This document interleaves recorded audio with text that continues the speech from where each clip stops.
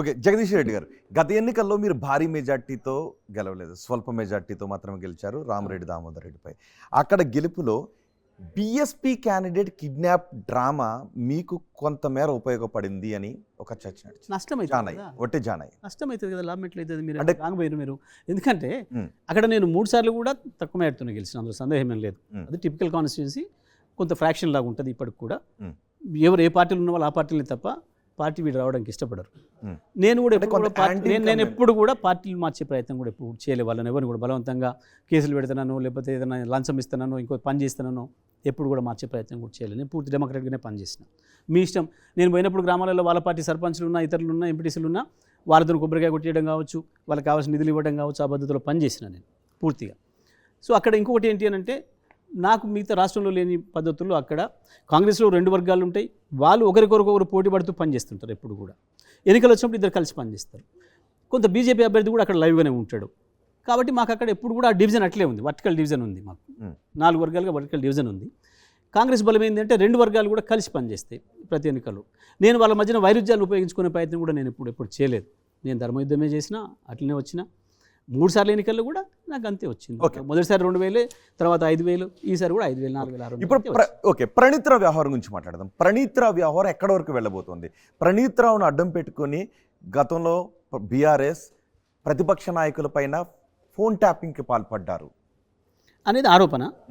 అంటే SIB డిఎస్పీని suspend చేశారు, arrest చేశారు, తన దగ్గర నుంచి డేటాను రిట్రీవ్ చేద్దాం. విచారణ జరుగుతుంది కదా, ఏం తెలుస్తుందో చూద్దాం. విచారణ జరిగిందా? ఫోన్ ట్యాపింగ్ జరిగిందా? ఫోన్ ట్యాప్ జరిగింది అని నేను అనుకోవడం లేదు. బట్ వాళ్ళు అంటున్నారు, ఏదో కేసు పెట్టినారు కాబట్టి వాస్తవాలు విచారణలో వెళ్తాయి. మనం ఇప్పుడు అనుకోవడానికి లేదు దాని మీద. సార్, ఇప్పుడు పక్క రాష్ట్రం ఆంధ్రప్రదేశ్లో బీజేపీ, జనసేన, టీడీపీ పొత్తు కట్టాయి. ఈ పొత్తు ప్రభావం ఎలా ఉండబోతుందంటారు? అంటే 2 రకాలు వినబడుతుంది. నష్టం జరిగింది కొంత బీజేపీ, కాంగ్రెస్, టీడీపీకి అని కొంత అంటున్నారు.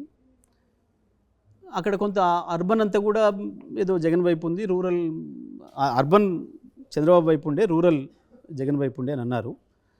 కానీ ఇప్పుడు బీజేపీతో పొత్తు వల్ల ఇది కొంత నష్టం జరిగే అవకాశం ఉంది.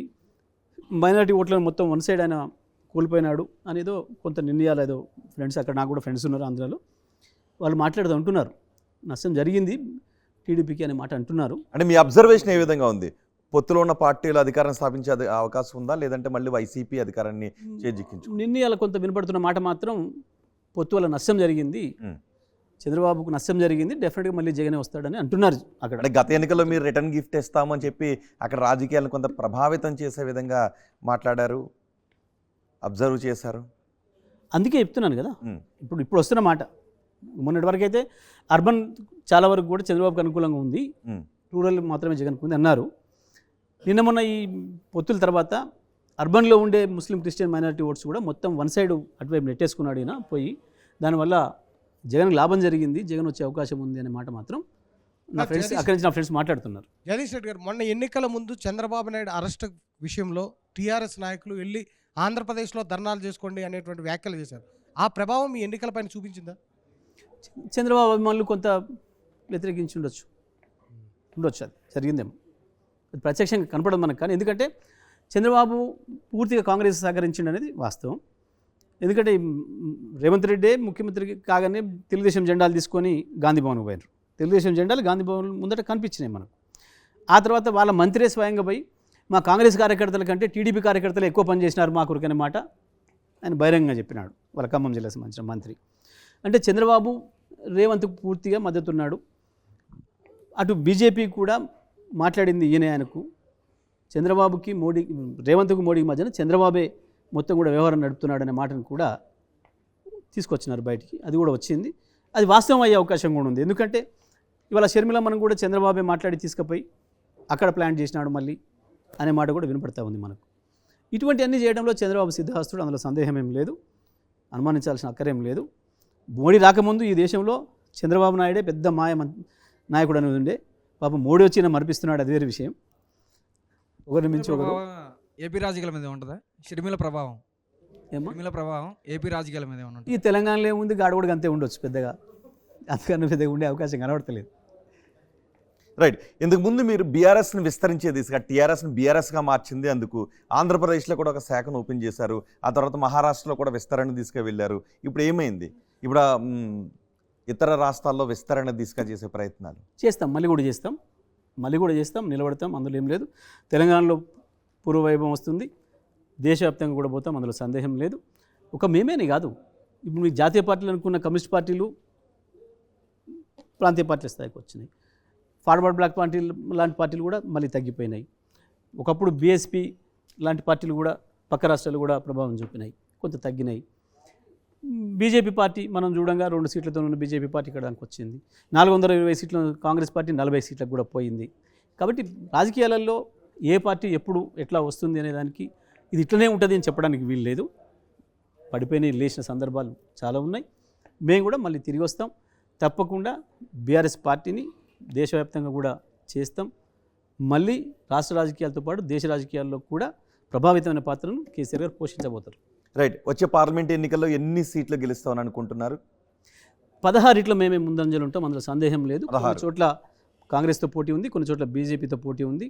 కానీ కామన్గా ఉన్న వాళ్ళం మీరు ముక్కడమే కాబట్టి 16 పోటీలు ఉంటాం. టెక్నికల్గా కొన్ని చోట్ల గెలుపు రావచ్చు, కొన్ని చోట్ల పరాజయం జరగవచ్చు. ఎస్. ఫైనల్ క్వశ్చన్, ఇప్పటికే కవిత అరెస్ట్ అయ్యారు. తెలంగాణలో కూడా కొన్ని విచారణలు పూర్తయిన తర్వాత మరికొన్ని అరెస్టులు జరిగే అవకాశం ఉంటుంది అనే సంకేతాలు ఇస్తూ ఉన్నారు. సో ఒకవేళ రేవంత్ సర్కార్ వచ్చి బిగుస్తూ ఉంటే బీఆర్ఎస్ నేతలు ఏమన్నా ఉక్కిరి బిక్కిరి అవుతారా? ఆ కేసు నుంచి బయట రాజకీయాల్లో సహజమైన విషయం, పెద్ద దానికి భయపడేది ఉంది. జరిగే అవకాశం ఉంది అరెస్టులు, మరికొన్ని అరెస్టులు బీఆర్ఎస్ నేతలు. ఇప్పుడు ప్రభుత్వాలను కూడా చేసేస్తే ఉన్నాయి, మనకు కనబడుతున్నాయి ఫాల్స్ కేసులు పెట్టి. ఇప్పుడు ఈ కేసు కూడా, కవితమ్మ కేసు కూడా, బీజేపీ ఎంపీ ఒకడు ఢిల్లీలో ప్రకటించిన తర్వాత 6 నెలలకు మొదలైంది కవితమ్మ మీద విచారణ. మీరు గమనించండి, ఉంటే మీ దగ్గర కూడా దొరుకుతాయి బయటలు. హర్షవర్ధన సంథింగ్ ఒక ఎంపీ పేరు, ఆయన ప్రకటించిన తర్వాత కవిత కూడా ఈడీ కిందకి వస్తుంది, కవిత మీద కూడా రైడ్ చేయబోతాం, కవిత కూడా అరెస్ట్ చేస్తామనే మాట ముందు ప్రకటించినవాడు బీజేపీ నాయకుడు, బీజేపీ ఎంపీ. ఆ తర్వాతనే ఇది మొదలైంది. అంటే మనకు కుక్కను, మనం సాదుకున్న కుక్కని ఎవరైనా బయట నుంచి వ్యక్తి వస్తున్నప్పుడో పోతున్నప్పుడో నువ్వు దానికి ఉసుగొలిపితే అది బాగుపోమంటుంది, లేదంటే కామ్గా ఉంటుంది. ఆ రకంగా బీజేపీ మొత్తం కేంద్ర ప్రభుత్వ సంస్థలన్నిటి చట్టబద్ధ సంస్థల్ని మొత్తం కూడా తనకు కావలసిన పద్ధతిలో వాడుకుంటూ, వాళ్ళు ఎవరి మీద విమర్శ చేస్తే, వాళ్ళు ఎవరి వైపు వేలు చూపిస్తే వాళ్ళ నోటీసులు ఇచ్చుడు, వాళ్ళు లొంగితే సరే, లేకపోతే అరెస్టులు, కోమటిరెడ్డి బ్రదర్స్ కేసులు పెట్టుడు, ఇవన్నీ కూడా చేసింది అనేది దుర్మార్గంగా 10 ఏళ్లలో చూసినాం మనం. ప్రభుత్వాలను గులగొట్టింది, ప్రభుత్వాన్ని మార్చింది, ఇతర పార్టీల నాయకులు తీసుకొచ్చుకొని తన దాంట్లో చేర్చుకొని మళ్ళీ పెద్ద నాయకులు చేసింది. అదే బిశ్వా మీద ఏమైందండి? వాళ్ళు ముఖ్యమంత్రిని ఎట్లా చేసిండ్రు?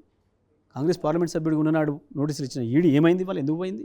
ఎట్లా చేస్తుంది? బీజేపీలో రాగానే ఎట్లా పవిత్రమైపోతారు మనుషులు? ఇన్ని 100 మంది. ఆంధ్రప్రదేశ్లో సుజనా చౌదరి ఏంటి, ఆడ రమేష్ ఎవరు, ఏం జరిగింది ఇవాళ కనబడుతుంది మన కళ్ళ ముందు. ఓకే. అదే కోమటిరెడ్డి బ్రదర్స్ అంటున్నారు జగదీష్ రెడ్డి కూడా జైలుకి వెళ్ళటం ఖాయమని. అలాంటి ప్రయత్నాలు ఏమైనా చేస్తున్నారు అనే సంకేతాలు మీకు ఏమైనా వస్తున్నాయి? అలాంటి కదలికలు ఏమైనా కనిపిస్తున్నాయి? జగదీష్ రెడ్డిని ముట్టుకోవడం ఇవ్వంతుని కాదు, ఏమైనా అయ్యతుని కూడా కాదు, అందులో సందేహం లేదు. నేనంతా నిష్కల్మషంగా ఉన్నా. నేను బహిరంగంగా శాసనసభలో కదా, నేను ఇక్కడ వీళ్ళగా చెత్తవాగుడు ఏదో మీడియా మైకుల ముందు వాగలే కదా, నేను వాళ్ళలాగా. Thank you very much Jagadish Reddy గారు.